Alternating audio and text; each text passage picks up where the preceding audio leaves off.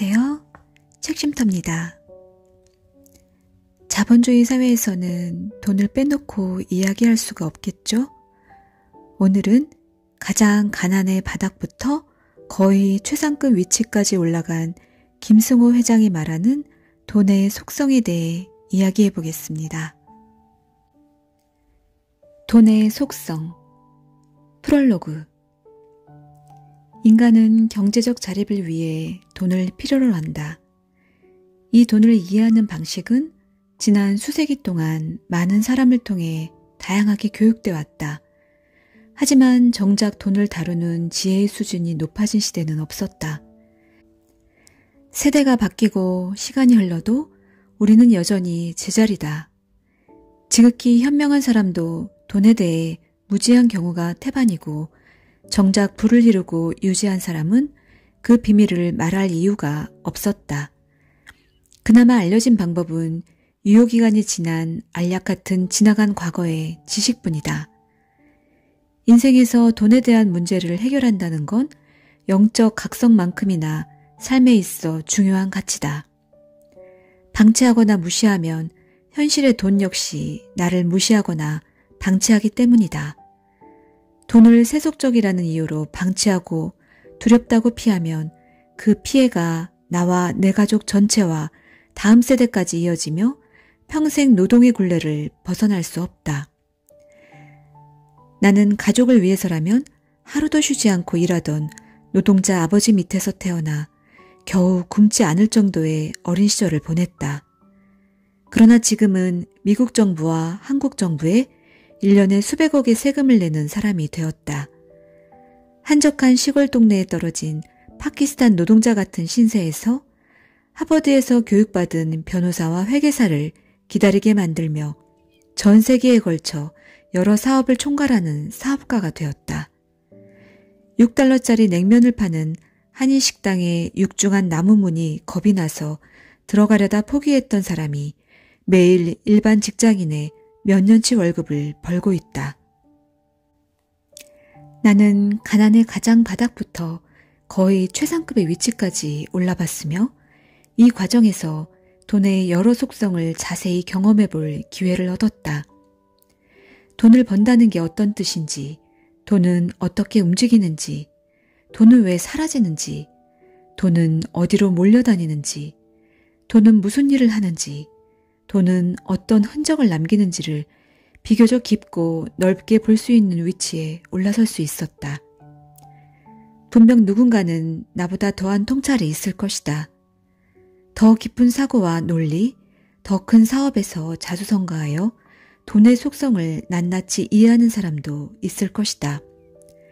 하지만 세상에 나온 책들은 실제로는 돈을 벌어본 적이 없는 이론가가 쓴 것이 대부분이다. 결국 이런 책을 저술해 돈을 버는 사람이 더 많다.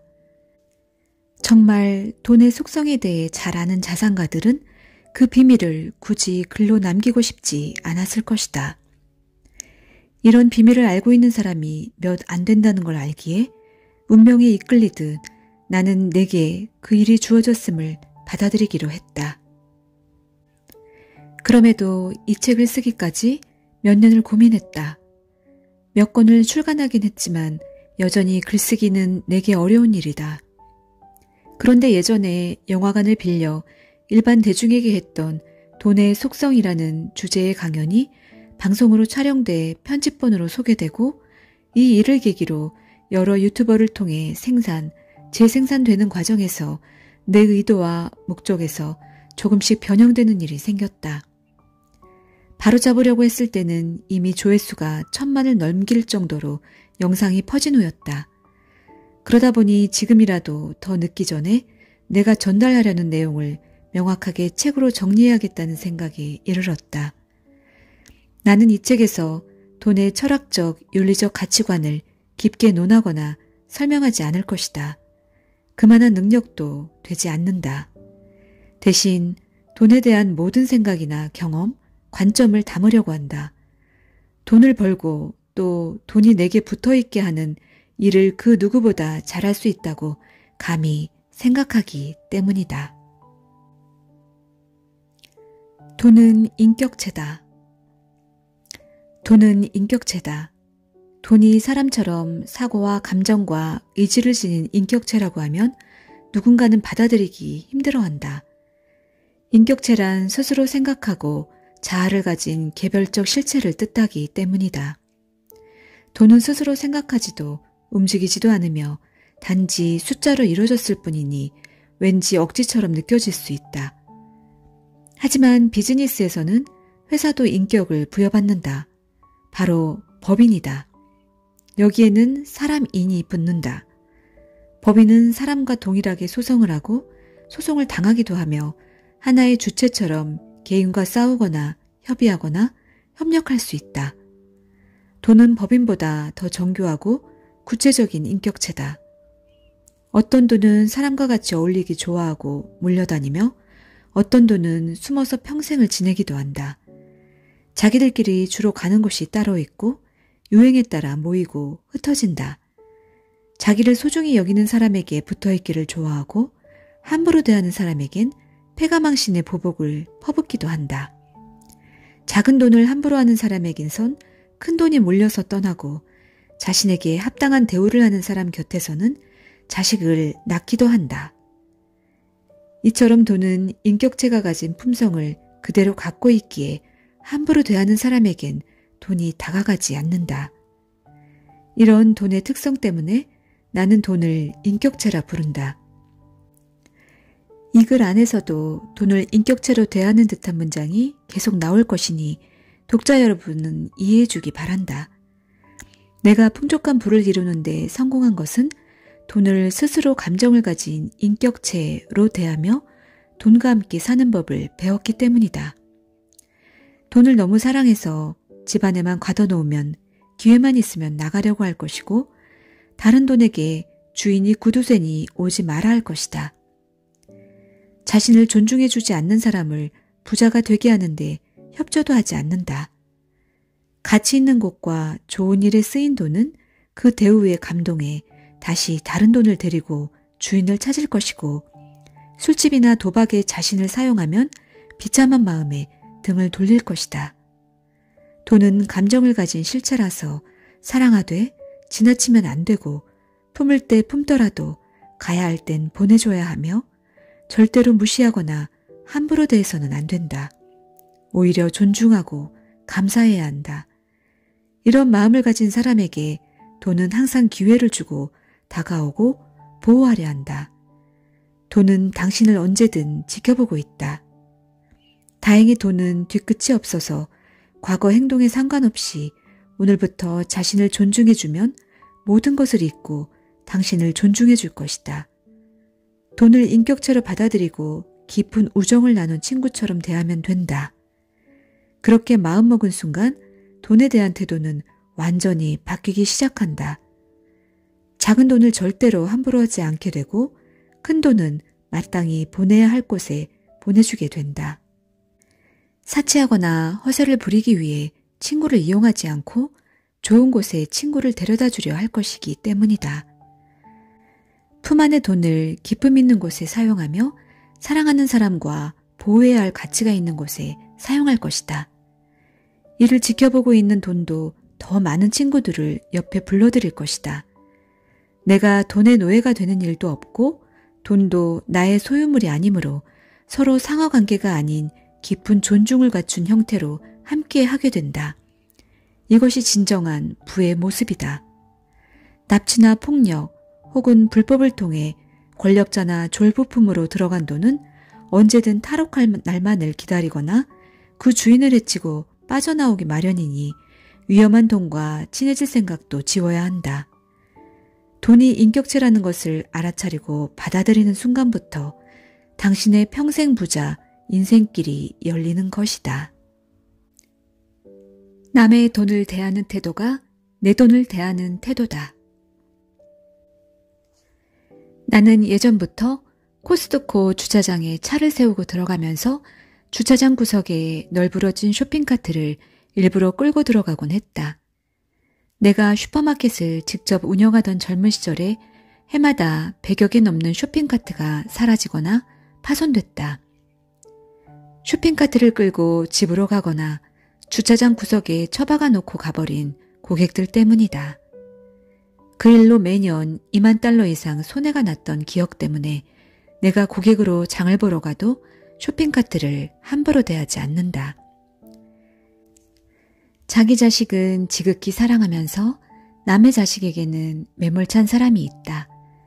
자기 자식은 금처럼 귀한데 며느리나 사위는 한 번도 남의 집 귀한 자식이라는 생각을 해본 적이 없는 것이다.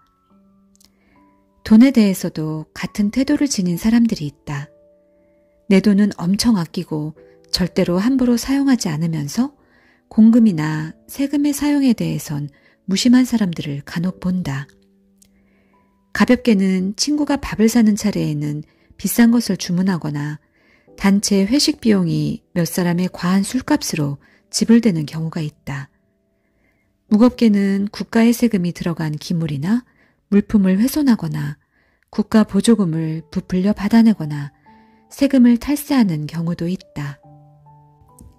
공금, 세금, 회비, 친구 돈, 부모 돈은 모두 남의 돈이다. 남의 돈을 대하는 태도가 바로 내가 돈을 대하는 진짜 태도다.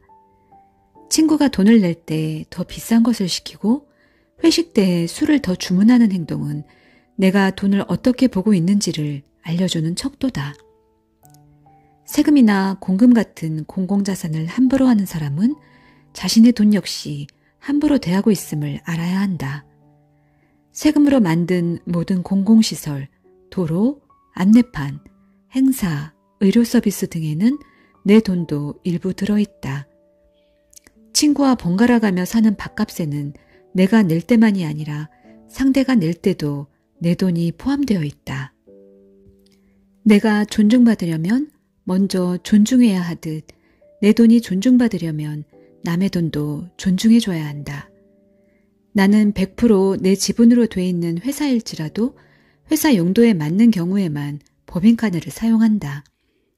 그리고 내 회사 매장에 가도 반드시 돈을 지불하고 물건을 구매한다. 해당 회사의 사장이나 개별 매장의 매니저는 이익 정도에 따라 실적을 받기에 내가 임의로 물건을 가져온다는 건 그들의 이익 실적에 손해를 입히는 일이기 때문이다. 그것이 단 1원이라도 남의 돈이다. 또한 세금 납부는 국가 시스템을 통해 그 국가를 사용하는 모든 사람에게 주어진 책임이자 의무다. 내 농장 안에 길을 만들고 겨울에 다리를 하나 놓는데도 수억 원이 들어간다. 그러니 한 푼도 안 내고 멀리 떨어진 도시를 1시간 이상 가로질러 다닐 수 있는 건 이미 많은 사람이 내놓은 세금과 내가 낼 세금이 모여있기 때문이다. 세금은 내 돈이지만 동시에 남의 돈이다. 합법적인 절세는 내 자산을 보호하는 일이지만 탈세는 남의 돈을 훔치는 일이고 남의 돈을 함부로 하는 행위다. 남의 돈을 함부로 하지 않을 때 내 돈도 함부로 취급받지 않는다. 남의 자식에게 함부로 하지 않을 때 내 자식도 함부로 취급받지 않는다. 내 아들이 귀하다면 내 며느리도 귀한 것이고 내 딸이 금쪽 같다면 내 사위도 금쪽인 걸 알아야 한다. 나는 지금도 여전히 코스트코 주차장에 세워진 쇼핑카트를 보면 꼭 끌고 들어간다. 쇼핑카트를 모으러 주차장을 뛰어다닐 직원의 일감을 덜어주려는 마음에서다. 이제 코스트코는 우리 회사와 사업을 같이 하는 파트너 사업체이기도 하다. 내 아들과 그 집 딸이 결혼하듯 내 돈과 코스트코 돈이 결혼을 한 셈이기도 하다. 코스트코 주식을 0.003%나 가진 주주이기 때문이다. 그래서 카트 밖의 한쪽은 내 것이라는 마음으로 더 열심히 챙긴다. 남의 돈을 존중하다 보면 그 돈이 내 돈이 되는 일도 있기 때문이다. 빨리 부자가 되려면 빨리 부자가 되려 하면 안 된다. 부자가 되려는 사람들이 가장 많이 하는 실수는 빨리 부자가 되려는 마음을 갖는 것이다. 빨리 부자가 되려는 욕심이 생기면 올바른 판단을 할 수가 없다. 사기를 당하기 쉽고 이익이 많이 나오는 것에 쉽게 현혹되며 마음이 급해 리스크를 살피지 않고 감정에 따라 투자를 하게 된다. 거의 모든 결말은 실패로 끝나고 만다. 혹시 운이 좋아 크게 성공을 했어도 다시 실패할 수밖에 없는 모든 조건을 가진 자산과 인연만 만들게 된다. 무리한 투자나 많은 레버리지를 사용하는 버릇을 버리지 못하고 힘이 약한 재산만 가지고 있기 때문이다. 이런 실패를 통해서도 배우지 못한 사람들은 늦춰진 부자의 길을 앞지르기 위해 점점 더 무리한 투자나 허망한 꿈만 쫓다 끝내 절망하고 세상을 원망하며 고약한 사람으로 인생을 마무리하게 마련이다. 부자는 결코 빨리 되는 것이 아니다. 빨리 부자가 되는 유일한 방법은 빨리 부자가 되지 않으려는 마음을 갖는 것이다. 자수성가의 길을 걷는 사람이라면 나이 40에 부자가 되는 것도 너무 빠르다. 20대나 30대에 빨리 부자가 된 젊은이들 중에 그 부를 평생 가져갈 수 있는 사람은 손에 꼽을 정도다. 그래서 부자가 되기에 가장 좋은 나이는 50세 이후다. 젊은 시절에 부자가 되면 부를 다루는 기술이 부족하고 투자로 얻는 이익이나 사업으로 얻는 이익이 더 눈에 보여서 모으고 유지하는 능력이 가진 재산에 비해 약해진다. 결국 다시 가난해질 확률이 높다. 또한 빨리 부자가 되려는 마음은 누군가와 나를 비교하고 있거나 주변에 나를 과시하고 싶어하는 마음이 그 본질이다. 부는 차근차근 집을 짓는 것처럼 쌓아나가야 한다. 돈을 버는 기술과 돈을 모으는 능력, 돈을 유지하는 능력, 돈을 쓰는 능력을 골고루 배우려면 나이 50도 버거운 것이 사실이다. 이 4가지 능력은 잘 차려진 밥상에 4다리에 해당한다. 이 중에 하나라도 길이가 짧거나 없으면 음식이 많이 차려지는 그 어느 때 와장창 무너지기 마련일 테니 말이다. 빨리 부자가 되려는 마음을 버리고 종잣돈을 마련해 복리와 투자를 배우고 경제 용어를 배워 금융 문맹에서 벗어나야 한다. 죽어라고 절약해 종잣돈 1,000만 원 혹은 1억 원이라도 만들어 욕심을 줄여가며 자산을 점점 키워서 그 자본이익이 노동에서 버는 돈보다 많아지는 날이 바로 당신이 부자가 된 날이고 경제적 독립기념일이다. 이 날을 길이길이 기념해 당신과 가족의 해방일로 삼으면 된다. 이렇게 부자가 되는 사람은 절대로 다시 가난해지지 않으며 부가 대를 이어 발전해 나갈 수 있다. 이것이 가장 빨리 부자가 되는 방법이다. 절대로 빨리 부자가 되려 하지 마라. 부자가 되는 가장 빠른 방법은 이 사실을 가슴에 새기는 데서부터 시작된다. 반복되는 운은 실력이고 반복되는 실패는 습관이다. 뭘 해도 잘 안 되는 사람이 있다. 어렵게 준비해 가게를 차리면 그 다음 달 가게 바로 앞에 도로공사를 하고 길을 걷다 발목을 다치고 사기를 당하거나 자동차 접촉사고도 잦다.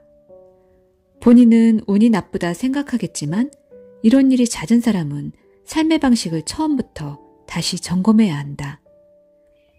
급한 욕심에 제대로 확인도 안 하고 매장을 열었고 생각보다 사업이 안 되는 상황을 고민하며 급하게 길을 걷다가 구멍난 보도블럭에 발을 다친 것이다. 어수선하고 부주의한 행동이 모여 자동차 사고로 이어진 것이다. 사실 이 모든 것은 서로 연결돼 있다. 재수가 없는 게 아니라 재수가 없는 환경에 자신을 계속 노출시켰기 때문에 이런 불운이 따라다니는 것이다. 이런 사고가 잦아지면 인생이 삶에 경고를 주는 것이라 생각하고 큰 사고가 나기 전에 평소의 모든 삶을 점검해야 한다.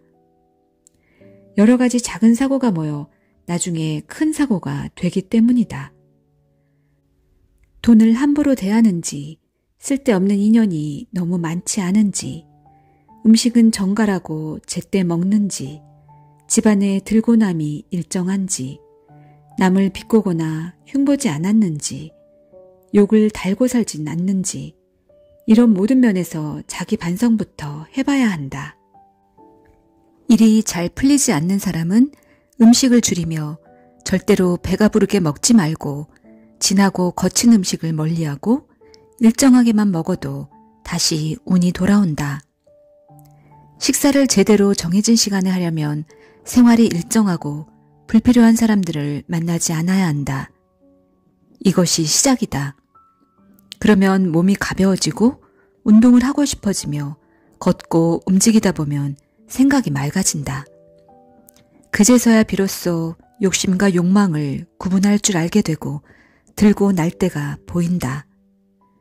그제야 비로소 대중이 움직이더라도 참을 수 있게 되고 홀로 반대편에 서 있어도 두려움을 통제할 수 있게 된다. 많은 인연 속에 가려졌던 진정한 친구도 이때 나타난다. 이때부터는 모든 것이 잘 풀리고 건강도 재물도 인연도 얻게 된다. 반면 평소에 항상 운이 좋은 사람이 있다. 어디 가면 경품도 잘 뽑히고 가위바위보도 잘하고 주차장 빈자리도 잘 찾는 사람이다. 사업을 해도 어려움 없이 술술 풀리기도 한다. 이런 사람은 사실 운이 좋다기보다 일반적인 사람보다 예리하고 똑똑할 수 있다. 경품 용지를 반으로 접어넣으니 손을 휘휘 저을 때 펴진 종이보다 걸릴 확률이 높다. 남자들은 바위를 낼 확률이 높고 여자들은 가위를 낼 확률이 높다. 그러니 남자랑 할 때는 볼을 내고 여자랑 할 때는 바위를 내면 확률이 올라간다. 손목에 힘줄이 보이면 바위를 낼 확률이 높고 주먹을 냈다가 진 사람은 다음번에 볼을 내고 볼을 냈다가 진 사람은 가위를 낼 확률이 높다. 이런 몇 가지 요령을 쓸데없이 외우고 있는 사람일지도 모른다. 이런 짐작을 하지 못하면 그가 그냥 운이 좋은 사람이라 생각한다. 이런 사람은 사업을 해도 시대의 흐름에 맞는 아이템을 잘 찾고 잘 빠져나온다. 뭘 해도 술술 풀리는 것 같다. 남이 보기엔 운이지만 본인 입장에서는 많은 공부와 관찰의 결과다. 이런 사람이 가장 조심해야 할 것은 자신은 운이 좋은 사람이라는 착각이다. 운이 좋다는 주변의 칭찬에 실제로 본인도 그렇게 믿는 순간 대형 사고가 날 수 있다. 자신의 운을 믿고 불확실한 결과에 대담성을 보여 무모한 투자에 뛰어든다. 때때로 성공하기도 해서 모두의 부러움을 얻기도 한다. 그러나 그것은 관찰과 학습을 벗어난 운이다. 운은 절대로 반복되지 않는다. 단 한 번의 실수로 모든 것을 허물어버릴 수 있다. 자기 자만에 빠지는 순간 개연성이 전혀 없는 일에 확신을 가지며 운을 실력이라 믿고 추측을 지식으로 생각한다. 모든 상황이 잘 풀릴 때는 운도 실력처럼 보이지만 운은 불규칙적이다. 따라서 나는 운이 좋은 사람이든 나쁜 사람이든 일정한 시간에 과하지 않게 정갈한 식사를 하라고 권한다.